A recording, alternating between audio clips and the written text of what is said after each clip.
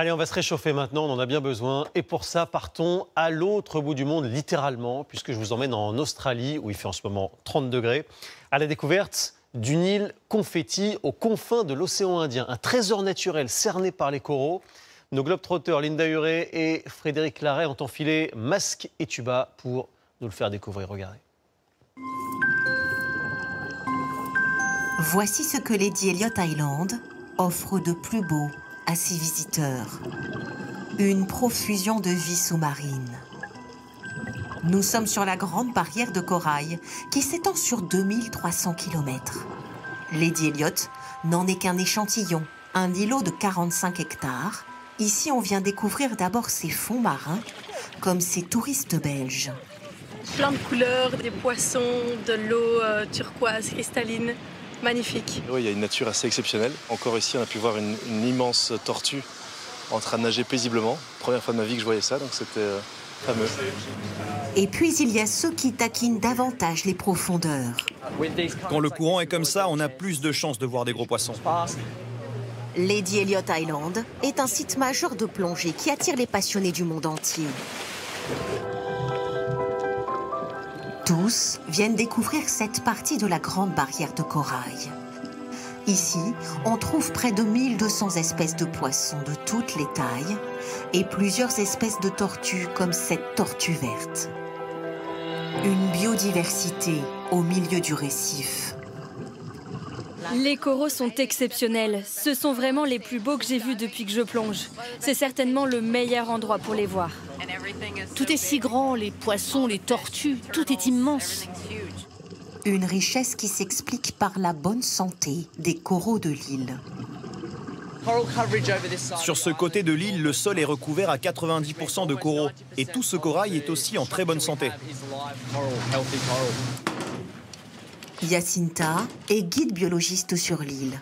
Régulièrement, elle plonge pour observer l'évolution du récif. La grande barrière de corail est aujourd'hui sous haute surveillance, menacée par un phénomène de blanchissement qui a causé la mort de nombreux coraux ces dernières années. Mais face à cette hécatombe, Lady Elliot fait figure d'exception. On cherche à voir s'il y a des algues qui se développent ou des coraux récemment morts et si les algues vont coloniser cet endroit. Mais il n'y en a pas pour cette plongée. C'est juste incroyable. Le corail est en bonne santé, nous n'avons pas vu de prédateurs sous l'eau. Non seulement le corail est résistant, mais il est aussi varié, une 50aine d'espèces, et il se multiplie. Il y a un endroit où, quand j'ai commencé à plonger, il n'y avait pas beaucoup de corail. Et 2 ans après, le fond est maintenant couvert de jeunes coraux plats. Il y en a des milliers.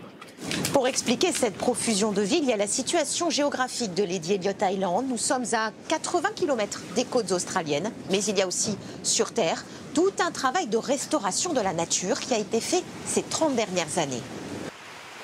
Difficile de croire qu'à la fin des années 80, cette île n'était qu'un amas de coraux.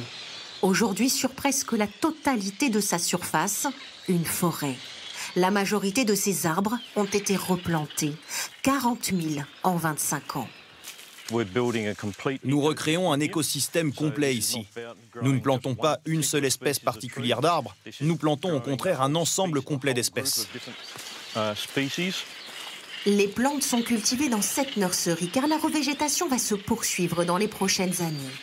Ces arbres offrent aujourd'hui un refuge pour des dizaines de milliers d'oiseaux marins. Regardez celle-là, elle est avec son bébé. Elle n'est pas effrayée du tout.